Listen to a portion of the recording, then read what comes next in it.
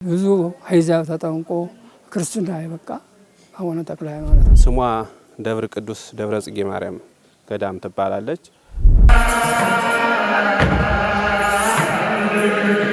የሚቀደስ በመነኮሳት ነው። በሰባት ነው የሚቀደሰው።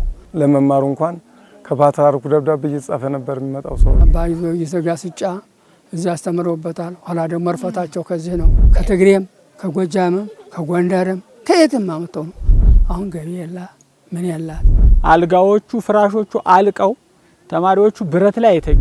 በዚህ ከቀጠለ ይፈታሉ ከሚባሉ ገዳማት ውስጥ አንዱ ሊሆንም ይችላል። አንለያት፣ እንጠብቃት፣ አንተዋት።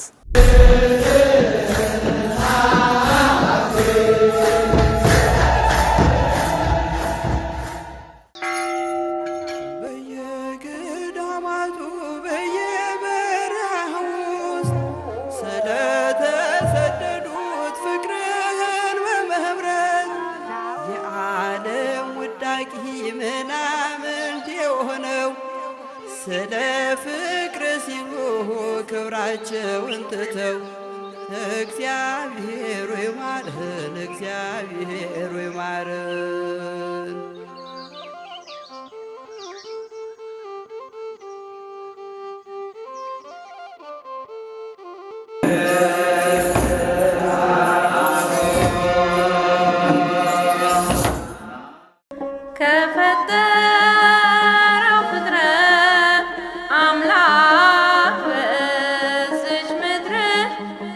ጣፋጭ ተገኝቶ ከወተት ከማር ምን ተገኝቶ ጣፋጭ በዝች ምድር ከወተት ከማር ለጣፋጭነቱ የሌለው አምሳያ ማርና ወተት ነው የድንግል መጠሪያ ማር ወተት ነው የስሟ መጠሪያ የድንግል መጠሪያ። ከአዲስ አበባ በ90 ኪሎ ሜትር ርቀት ላይ የሚገኝ ታላቁ አባት አቡነ ተክለ ሃይማኖት በገዳሙ አቅራቢያ ከሚገኝ ደብረ ከርቤ ከሚባል ገዳም ጋር የመሰረቱትና ይቀድሱበት የነበረም ኋላ ደግሞ ግራኝ አፍርሶት እንደገና በ1950 ዓ.ም በመጀመሪያው የኢትዮጵያ ፓትርያርክ በድጋሜ የታነጸ ነው የደብረ ቅዱስ ደብረ ጽጌ ቅድስት ማርያም ገዳም። ከፈጠረው ፍጥረት አምላክ በዚች ምድር ምን ጣፋጭ ተገኝቶ ከወተት ከማር ምን ተገኝቶ ጣፋጭ በዚች ምድር ከወተት ከማር ለጣፋጭነቱ የሌለው አምሳያ ማርና ወተት ነው የድንግል መጠሪያ ማር ወተት ነው የስሟ መጠሪያ የድንግል መጠሪያ። በዚህ ታላቅ ገዳም አባ ጊዮርጊስ ዘጋስጫ የጋራ መናገሻ መድኃኔዓለም ቤተክርስቲያንን ባርከውና ሐዋርያዊ አገልግሎታቸውን ፈጽመው ሲመለሱም ዕረፍተ ዘመናቸው ደርሶ ያረፉበት ኋላም ደቀ መዛሙርቶቻቸው ወደ መሰረቱት ታላቁ ገዳም ወደ ጋስጫ ወስደው በሰላም እንዳሳረፏቸው ይነገራል። አፄ ዮሐንስ አራተኛና ዳግማዊ አፄ ምኒልክም ተጣልተው ቆይተው እርቅ ያወረዱበት ትልቅ ታሪካዊና ባለውለታ ገዳም እንደነበረም ይነገራል። ግራሪያ ይባላል። እንግዲህ ግራሪያ ማለት ሰላሌ ማለት ግራሪያን እየዞሩ ሲያስተምሩ የነበሩ እንግዲህ እሳቸው ናቸው። በእሳቸው ጊዜ ነው ብዙ አይዛብ ተጠንቆ ክርስትና አይበቃ አቡነ ተክለ ሃይማኖት እና እዚህ መጣው ቤተክርስቲያን ሰርተው ነበር ይላል። ሰርተው ሲያገለግሉበት ነበር። ከዛ በግራኝ ጊዜ ግራኝ ሊያጠፋ ተነሳ። በሚያንግበት ጊዜ ቆላውን ዘወርዶ ተክለ ሃይማኖት ሊያጠፋ ሲል አጽሙ ሰድና ደብረ ጽጌ ዋሻ አድርገው አቡነ ተክለ ሃይማኖትን አጽማ ይዘው መጥተው ደብረ ጽጌ ዋሻ ነበረ። ለዚህ በዚህ በዛ ታቹን በዚህ በኩል ነው። እዛ አደረጉት ይባላል። እና የአቡነ ተክለ ሃይማኖት አጽም መጥቶ የዳነ ከዚህ ነው። መጣ እንጂ ተመለሰ አይልም። ግን መጣ ይላል፣ ተመልሶ ገባ ግን አይልም። እና እንዲያ ብሎ እሳቸው ብዙ ሲያገለግሉበት ነበረ። ደብረ ጽጌ ትልቅ ቦታ ናት እና አቡነ ዮሐንስ ከማ የሚባሉ ጸልበውበታል። እና አቡነ እንትና አባ ዘጋስጫ እዚያ አስተምረውበታል። ኋላ ደግሞ እርፈታቸው ከዚህ ነው። እዛ አርፈው ነው አቡነ አጼ ዮሐንስ በጋና ገሻን ባርክልን ብለው ሰዋቸው እዛ ባርከው ሲመለሱ እዚህ እንደመጡ ከእመቤታችን መቅደስ ቁጭ እንዳሉ ነፍሳቸው አለፈች። እዛ በኋላ እንዴት እናድርግ ብለው ደቀ መዛሙርቶቻቸው ይዘው ጉፏን እዛ አፋፍ ቦቅ ሲሉ እንትናን ቅርብ አሳያቸው ጋስጫ ማለት የያዛሉ። እንደገና ጋስጫ ይዘዋቸው ገቡ ይባላል። እና ረፍታቸው ብዙ ነው። ገድላቸው ይናገራል። እና አቡነ ዜና ማርቆስ የአቡነ ተክለ ሃይማኖትን አጽም መምጣት የምናገረው የአቡነ ዜና ማርቆስ ገድል ነው። ደብረ ጽጌ ትልቅ ቦታ ናት። ጸሎት ይሰምርባታል። የተሳሉ ሁሉ ጠቅላላ የተሳለ ሁላ ሁሉም እያገኘ እየተፈወሰ ያመመው ተፈውሶ ልጅ ያላገኘው አግኝቶ ስራ ያላገኘው ስራ አግኝቶ ብዙ ሰዎች ናቸው። ከዚህ ቦታ ነው ተምሬ የወጣሁት። አዲስ ኪዳን ከንባብ ጀምሮ ከዚች ቦታ ተምሬ የወጣው ነኝ ማለት ነው። ስሟ ደብረ ቅዱስ ደብረ ጽጌ ማርያም ገዳም ትባላለች። ደብረ ጽጌ የሚለውን ስም ያወጡት አባታችን ጻድቁ አቡነ ተክለ ሃይማኖት ናቸው። በኋላ በመቀጠል ደግሞ ብፁዕ ቅዱስ አቡነ ባስልዮስ የመጀመሪያው የኢትዮጵያ ኦርቶዶክስ ተዋሕዶ ቤተክርስቲያን ፓትርያርክ የነበሩት ደብረ ቅዱስ የሚል ስም ጨምረውበታል። ይህም የሆነበት ምንድነው? ደብረ ቅዱስ እንደሚታወቀው አባታችን አዳም ቀዳሜ ፍጥረት መጀመሪያ የተፈጠረበት ቦታ ነው። ከዛም በኋላ ደግሞ ከገነት በተባረረ ጊዜ የተቀመጠበት ቦታ ነው። ደብረ ቅዱስ ማለት ስያሜውን ከዛ ነው ያመጡት።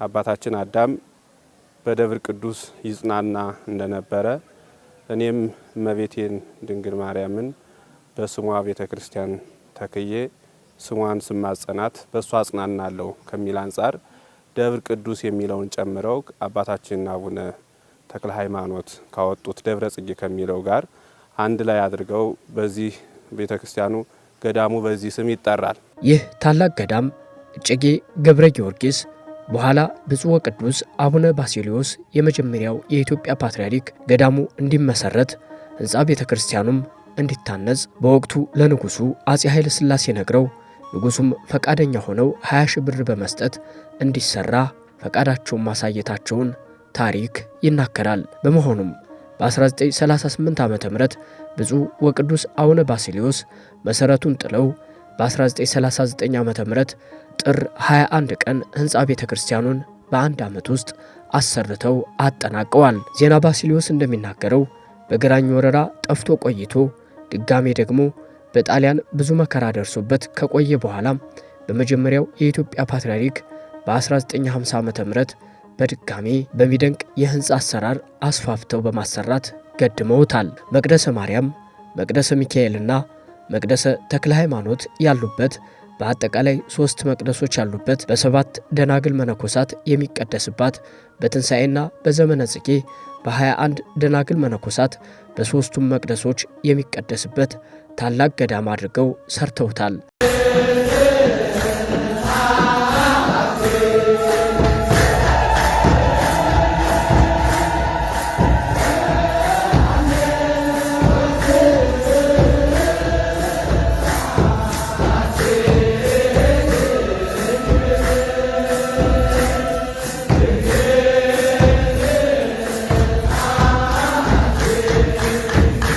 ትምህርቱ እንዳይቋረጥ ትምህርት ማህሌቱ እንዳይቋረጥ ደግሞ በገዳምነቱ ደግሞ መነኮሳትን ደግሞ ሰብስበው በመነኮሳት እየተቀደሰ የሚቀደስ በመነኮሳት ነው። በ7 ነው የሚቀደሰው። ያን አድርገው አቡነ ባስልዮስ ከየትም አመጣው የኔ ዘሬ ነው ምን ነው ከየትም ቦታ መምህራን ሲያመጡ ከማንም ቦታ ነው ከትግሬም ከጎጃምም ከጎንደርም ከየትም አመጣው ነው ሰብስበው መምህራኑን ያስቀመጡ። በየዓመቱ ሰኔ 21 ቀን ቅዳሴ ቤቱ በዚህ ገዳም በርካታ ሊቃውንተ ቤተ ክርስቲያንና ምዕመናን በተገኙበት በድምቀት ይከበራል። የደብር ቅዱስ ደብረ ጽጌ ቅድስት ማርያም ገዳም ቤተ ክርስቲያኑንም ዕቃ ቤቱንም ትምህርት ቤቱንም የሄድሞውንም በአንድ ዓመት ነው የጨረሱት። ዛሬ አንድ ቤተ ክርስቲያን ከተጀመረ የሚያልቅበትን ታውቃላችሁ። እሳቸው ግን በመንፈስ ቅዱስ በዓመት ነው የጨረሱት። ትምህርት ቤቱ የመምህራኑ ቤት የመነኮሳት የ12 ክፍል የሚባለውን ሁላ ይሄ ዕቃ ቤቱ ሙዚየሙን ሁላ ሰርተው በ50 ዓመተ ምህረት ጨርሰው ቅዳሴ ቤተ ክርስቲያኑ የተከበረበት በዛሬው ቀን ነው። አቡነ ባስልዮስ ያከበሩበት መጀመሪያ ጌታ አክብሮት ቅዳሴ ቤት ተሰራበት ነው። ደግሞ አቡነ ባስልዮስ ደግሞ ዛሬ ያከበሩበት ቀን ነው።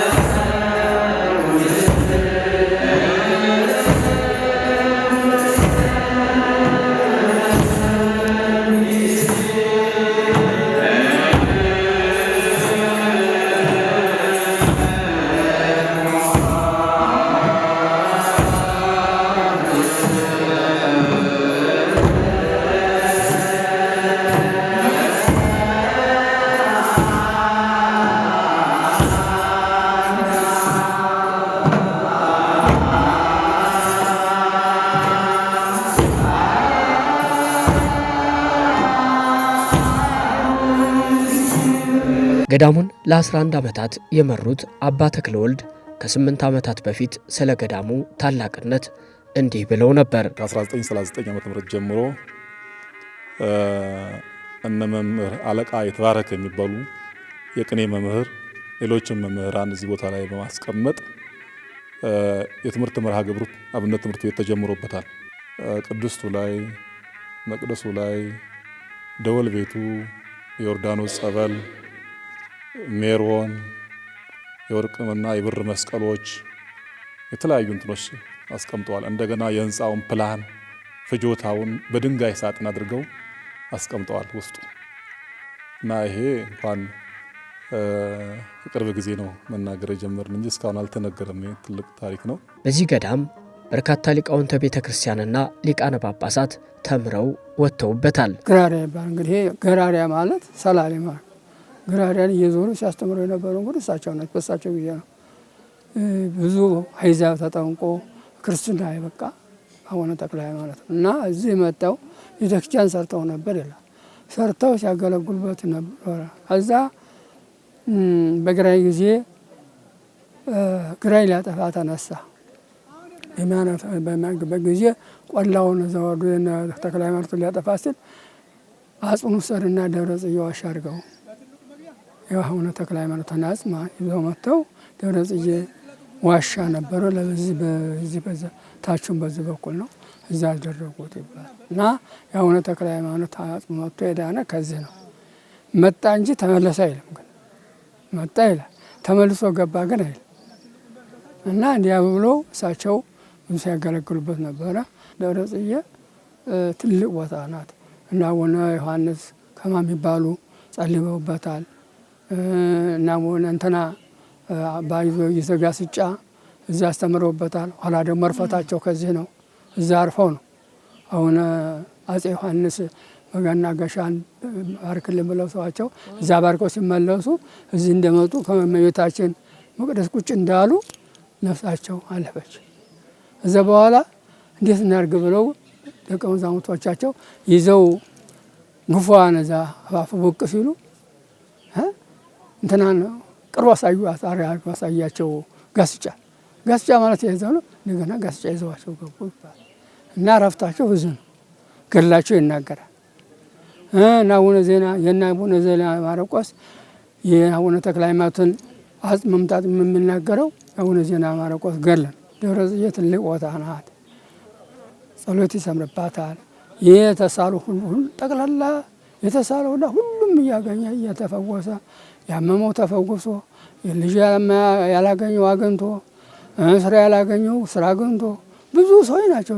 ብፁዕ ወቅዱስ አቡነ ባስልዮስ በዚህ መልኩ ገዳሟን መገደም ብቻ ሳይሆን ገዳሟ ራሷን እንድትችልና እንድትደግፍ የገቢ ማስገኛ ህንጻና ሌሎች የልማት ስራዎችን በመስራት ዛሬም ድረስ ስማቸው በበጎ ይነሳል። አቡነ ባስልዮስ በለውጡ ሲለወጥ መለወጡን አይተው ይሄ ጊዜ መሬት ወደ 70 ጋሻ ነበራቸው።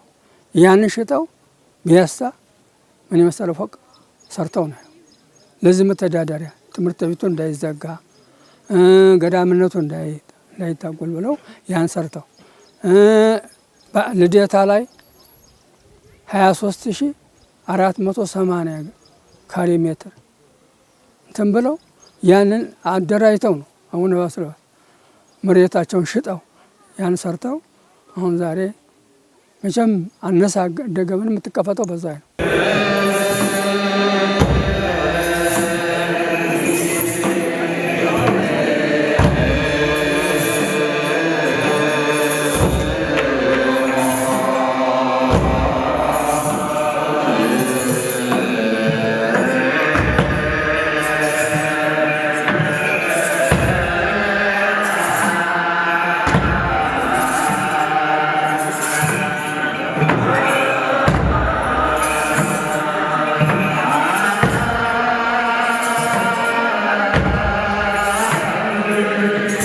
ይህን ታላቅ ገዳም ብፁዕ ወቅዱስ አቡነ ባስልዮስ በድጋሜ ሲገድሙት በኢትዮጵያ የሚሰጡ መንፈሳዊ ትምህርቶች ሁሉ እንዲሰጡበት አድርገው ነበር። ምንም እንኳን አሁን በተወሰነ መልኩ ቢደበዘዝም ከንባብ እስከ ትርጓሜ ቤት ያሉ ጉባኤት አሁንም እየተካሄዱበት የሚገኝ የቤተ ክርስቲያናችን ማገር የሆነ የትምህርት ማዕከል ነው። ይህ ታላቅ ጉባኤ ቤት ባለፈው ሰኔ 21 ቀን 2018 ዓ.ም ከ40 በላይ የሚሆኑ ደቀ መዛሙርትን በማስመረቅ ከቅድስት ድንግል ማርያም ዓመታዊ በዓል ጋር በድምቀት ማክበሩ የሚታወስ ነው እና ትልልቅ መምህራን ነው አቡነ ባስልዮስ አመጣው እዚህ ያስቀመጡት እና ከዛ አመጣው ከዛ የወጡት ጳጳሳት ብዙ ዛሬ ወደ 20 ይሆናሉ።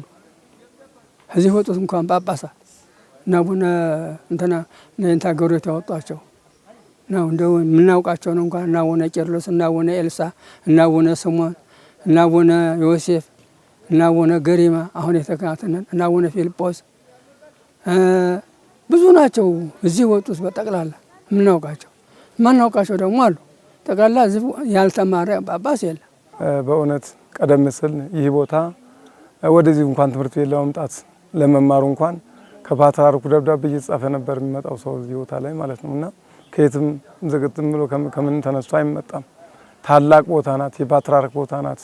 ይቺን ቦታ ከምንም በላይ ከየትኛውም ቦታ በላይ በእውነት አልቀው አክብሯት ይህንን ቤተክርስቲያን ትልቅ ቤተክርስቲያን መስርተው ጉባኤ ቤቱን ሰርተው ብዙ ደቀ መዛሙርት የሚወጡበት ይህ ጉባኤ ቤት በርካታ ሊቃነ ጳጳሳትና ሊቃውንተ ቤተ ክርስቲያንን ለቅድስት ቤተ ክርስቲያናችን እንደ ማፍራቱና እንደ ጥንታዊነቱ መጠን አሁን ላይ እየተዳከመ ከፊት ለፊቱ በርካታ ችግሮች ተጋርጦበት ግን ደግሞ በችግር ውስጥም ሆኖ ዛሬም ደቀ መዛሙርትን እያፈራ ይገኛል።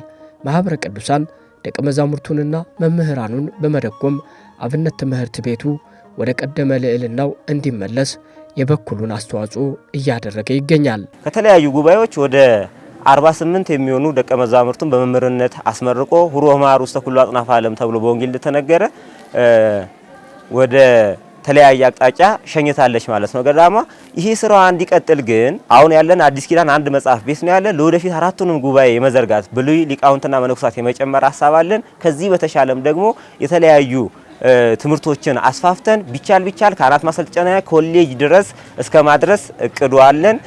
ይሄ እቅዳችን ደግሞ ከግብ እንዲደርስልን የምእመናን እርዳታ ያስፈልገናል። በውጭም ያሉ በአገር ውስጥም ያሉ ምእመናን ይህንን መልእክት ሰምተው ለገዳሟ ድጋፍ ቢያደርጉ ይቺን ገዳም መታደግ ነው። ሲቀጥል ደግሞ ለሀገር የሚበቁ ብዙ ሊቃውንትን ልታፈራ የምትችልበት ትምህርት ቤት ስላላት ይህንን ትምህርት ቤት መገንባት ነውና ትምህርት ቤትን ደግሞ መገንባት ማለት ትውልድ መገንባት ነው። ምእመናን ይህንን ተረድተው ገዳማችንና ትምህርት ቤታችን እንዲመለከቱልን ስል ጥሬን አስተላልፋለሁ። ገዳሙ እውነት ለመናገር የኢትዮጵያ ኦርቶዶክስ ተዋሕዶ ቤተክርስቲያን ትልልቅ ሊቃውንተ ቤተክርስቲያን ከሚወጡባት በጣም ትልልቅ ገዳማት ከሚባሉት መካከል አንዱና ዋነኛው ገዳም ነው። በዚህ በሰሜን ሸዋ አካባቢ በተለይ ስመጥርና ገናና ገዳም ነው።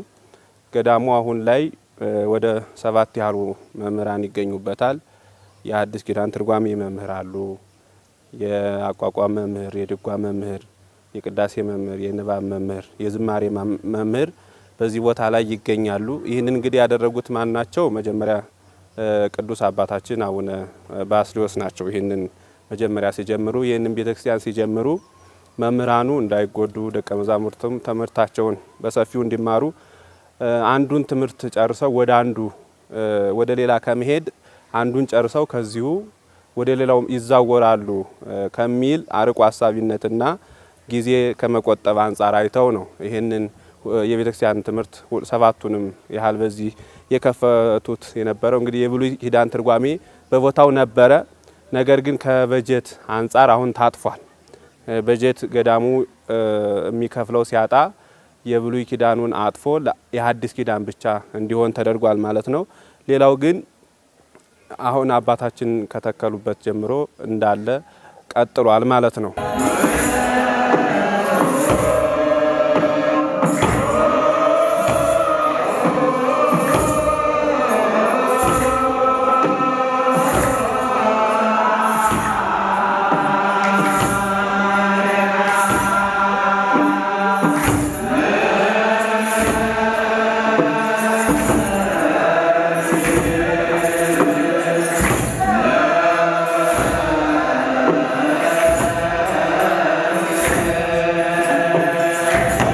እግዚአብሔር ከፈቀደላችሁ እናንተም ምን አልባት እግዚአብሔር የፈቀደላችሁ ከሆነ እንደው በተቻላችሁ መጠን ገዳሟን ብትረዷት። መነኮሳቱ አሁን እየተመናመነ 2 በፊት 3 ደንብ ነበር። 3ቱ ታጥፎ ወደ 2 ሆነ። አሁን ደግሞ 2ቱ ታጥፎ 1 ሊሆን ጠቅላላ መነኮሳቱ እየሄደ አሁን እሳቸው እዚህ ነበሩ፣ ጥለውን ሄደዋል። እሳቸው እዚህ ነበሩ፣ ጥለውን ሄደዋል። እና ሁሉም ጥሎን እየሄደ ባድዋና የቀራቸው አሁን ብቻ። ስለዚህ በእውነት የዚህ አካባቢ ሕዝብ የታደለ ነው። ራሱ ይህ ሁሉ ደቀ መዛሙርት አባቶች መነኮሳት ጸሎት ዘወትር ጸሎት ሳያደርጉ ውዳሴ ማርያም ዳዊት ሳይደገም አይዋልም። ለአካባቢ ይሄ ጸሎት ትልቅ አስተዋጽኦ አለ ማለት ነው። ትልቅ ነገር የሚጠብቅ ቦታውን የሚጠብቅ ነውና ስለዚህ እቺ ቦታ እንደ አይነ ብሌን መጠበቅ ያለባት ቦታ ናት። ምክንያቱም ብፁዕ ቅዱስ አቡነ ባስልዮስ ቃላቸውን ያስቀመጡት በቦታ በወንበር የተቀመጠው ይችን ቦታ እንደኔ ሆኖ ይመልከታት፣ እንደኔ ሆኖ ማየት አለባት። ፓትርያርኮች ሁሉ የሚሾሙት ፓትርያርኮች በእግራቸው የሚተኩት እንደኔ ሆኖ ቦታው መመልከት አለባቸው፣ ማየት አለባቸው፣ መርዳት አለባቸው ብለው ነው ቃላቸውን ያስተላለፉት። መምህራኖቹ ከሚሰደዱብን መነኮሳቱ ገዳሙ ከሚታጓል ትምህርት ቤቱ ከሚዘጋ ይሄ ትምህርት ቤት ካለ ነው ሁላችንም የተገኘ ነው። እኔም ራሴ የተገኘሁት እዚህ ትምህርት ቤት ሁላችንም የተገኘ ነው። ይሄ ትምህርት ስላለ ትምህርት ቤት ከሌለ ቤተክርስቲያኑ ራሱ ይዘጋል እና ትምህርት ቤቱ ነው ዋናው። ትምህርት ቤቱን ብታውለን መፍለቂያ ነው፣ ምንጭ ነው፣ አፍላግ ነው። ከዚያ ከወጣ መነኮሳት ይገኛል፣ መምህራን ይገኛል፣ ዲያቆን ይገኛል፣ ቄስ ይገኛል፣ ጳጳስ ይገኛል። ሁሉም የሚወጣበት ነው ትምህርት ቤት ማለት ዋናው ምንጩ ያ ነውና ምንጩ እንዳይደርቅብን አደራ መለሄን ነው። አባቶቻችን የመሰረቱት ይህ ገዳም ለረጅም ዓመታት አገልግሎቱ ያለምንም መጓደል ሲሰጥበት ቆይቷል። አሁን የሚሰማው ደግሞ ገዳሙ በልዩ መልኩ ካልተጠበቀና እንክብካቤ ካልተደረገለት ለከፍተኛ ችግር እንደሚጋለጥና አሁንም በበርካታ ችግሮች ውስጥ እያለፈ እንደሚገኝ ነው የሚነገረው። አልጋዎቹ ፍራሾቹ አልቀው ተማሪዎቹ ብረት ላይ አይተኙ እና ብረቶቹ የአልጋ ብረቶቹ አንድ ክፍል ላይ ተከምረዋል። ይሄ ማለት እንግዲህ አንድ ክርስቲያን አንገቱ ላይ ክር ያሰረ ክርስቲያን ነኝ ካለ መጀመሪያ መጠበቅ ያለበት ነፍሱን ነው አይደል? ነፍሱ ደግሞ የት ነው ያለች? ቤተ ክርስቲያን ነው። በፍታት ይፈታል አይደል? ካህን ሲኖር ነው የሚፈታው። ጉባኤ ቤቱ ተፈታ ማለት ካህን የለም ማለት ነው። ስለዚህ አንድ ክርስቲያን ይሄን ነገር ዲቴይል ማወቅ አለበት። ስለዚህ 5ም አገኘ 10ም ጉባኤ ቤቱን መልሶ ማቋቋም፣ ጉባኤ ቤቱን መገንባት፣ ያለቁ እቃዎችን ማሟላት ተማሪዎችን አይዟችሁ ማለት አይራባችሁ እንጂ ተማሩና አገልግሉን ማለት እንዳይረባችሁ ግን እኛ አለን የሚል ክርስቲያን ያስፈልጋል ማለት ነው። በዓለም አቀፍ ክርስቲያን ኢትዮጵያ ስላለ አፍሪካ ስላለ ምናምን አይደለም። በዓለም አቀፍ በቃ ክር ያሰረ ክርስቲያን ይሄን ጉባኤ ቤት መታደግ ይሄን ገዳም መታደግ አለበት ማለት ነው። እና ችግር አለባት ገዳሟ ረዳት የላትም። የምታወት ከተማ ወጣ ያለ ናት ወይ ከተማ ሆነ ደግሞ ህዝብ የላትም። የከተማው ነበር ከተማው ደግሞ አሁን ደግሞ ተገንጥሎ ቤተክርስቲያን ሰራ። አሁን ገቢ የላ ምን ያላት ሁሉ ልማት ብዙ ልማት አቋቁመናል። ወፍጮ አለን አቋቁመናል። ሱቅ አሉ እንደዛለን እዚችም ጀምረናል። ሳሙና እና ላርጎ ጀምረናል። ሽመና ጀምረናል። እዛ ከተማ ላይ አይታችሁት ንግዘ መገጣያው ላይ ትልቅ ህንጻ ጀምረን አሁን መጨረሻ አጣ እጃችን ተይዞ ቁጭ ብለን ሽመናውም አሁን እየተቀሳቀሰ ነው። ሁሉም አሁኑ ጊዜ በፊት ሰው እየረዳን ሰው ይመጣ ነበር። በአሁኑ ጊዜ ግን ሰው እየፈራ እየመቀረ ምንም መንቀሳቀስ አልቻለም። ገዳሙ ትልቅ ፈተና ውስጥ የገባበት ጊዜ ነው የደረስንበት። እንግዲህ ገዳማት እስካሉ ነው። ገዳማት ማለት የእውቀት ልህቀት ቦታ ናቸው። ፓትርያርክ የሚገኘው፣ ዲያቆናት የሚገኙት፣ ካህናት የሚገኙት፣ መዘምራን የሚገኙት ከዚህ ቦታ ነውና ይህንን ቦታ በማህበረ ቅዱሳን አማካኝነት ብዙ ጊዜ እርግጥ ብዙ ሰዎች እየመጡ ያዩታል። አሁን ላይ ግን ገዳሙ ችግር ውስጥ ነው ያለው። ስለዚህ ተመልካች ሊኖረው ይገባል። ሁሉም ምእመናን የኢትዮጵያ ኦርቶዶክስ ተዋሕዶ ቤተክርስቲያን ምእመናን በአጠቃላይ ይህንን ገዳም ሊመለከቱት ይገባል። እና ሌላው ምንድነው አብነት ተማሪዎች አሁን በጣም እዚህ ቦታ ላይ ይቸገራሉ። ምግብ የለም ምን የለም የሚረዳቸው የለም። የራሳቸውን ጥሮ ግረው ነው የቀን ስራ እየሰሩ ነው የሚማሩትና እንኳን ተማሪዎች መነኮሳት አሁን ቀለብ የለም። ቀለቡ እየተለመደ ነበር እስከዛሬ ዳቤ የሚጋገረው እንትን የሚበላውና አሁን ያው ከጊዜው አንፃር ኢትዮጵያ ህዝብ ወደም ስለማይመጡ አዲስ አበባ የትልቁ መዲና ህዝቦቻችን አይመጡም። ዳቤም እየቆመ ነው ያለው። መነኮሳቶቹ እየተወተኑ ያሉት። ስለዚህ እቺን ቦታ ሁላችንም በእውነት እንደው ዋና ርዕስ የሆነች ቦታችን ናትና አንለያት፣ እንጠብቃት፣ አንተዋት። በተቻለን ነገር ሁሉ በገንዘብም በሀሳብም ከቦታዋ አይናችን ሆነ ሀሳባችን ባይለይ እንግዲህ የቤተ ክርስቲያን ታላቅና ጥንታዊ መሆኑን ብዙ ቀደምት የቤተ ክርስቲያን ጽሑፎች ያስረዳሉ። ነገር ግን ይሄ ገዳም እንደ ታላቅነቱና እንደ እድሜ ብዛት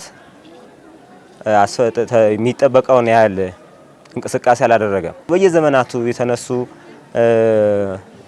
ችግሮች ገዳሙ ላይ ተጽዕኖ አድርገውበታል። አሁን ባለንበት ዘመንም እንዲሁ ይህ ቦታ ታላቅ ሆኖ ሳለ ነገር ግን ከአንዳንድ ችግሮች ማለትም ከፋይናንሻል አንጻር ራሱን የቻለ ቋሚ ገቢ የለውም እና ከዛ አንጻር በጣም ትልቅ ችግር ውስጥ ይገኛል ገዳሙ። እንዳውም ወደፊት በዚህ ከቀጠለ ይፈታሉ ከሚባሉት ገዳማት ውስጥ አንዱ ሊሆንም ይችላል።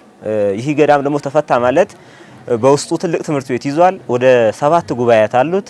ይሄ ትምህርት ቤት ደግሞ ለመላው ኢትዮጵያ ለአራቱም ማዕዘን ለሚመጡ ደቀ መዛሙርት በበቂ መልኩ ትምህርት እያስተማረ ወደ መጡበት አካባቢ ይሸኛል ማለት ነው። እንግዲህ አባቶቻችን ያቆዩልንን ቅርስ በመጠበቅ የሰጡንንም ኃላፊነት በመወጣት ገዳሙንና አብነት ትምህርት ቤቱን እንጠብቅ፣ ከሚገጥመውን ፈተና እንታደገው ዘንድ መልእክታችን ነው።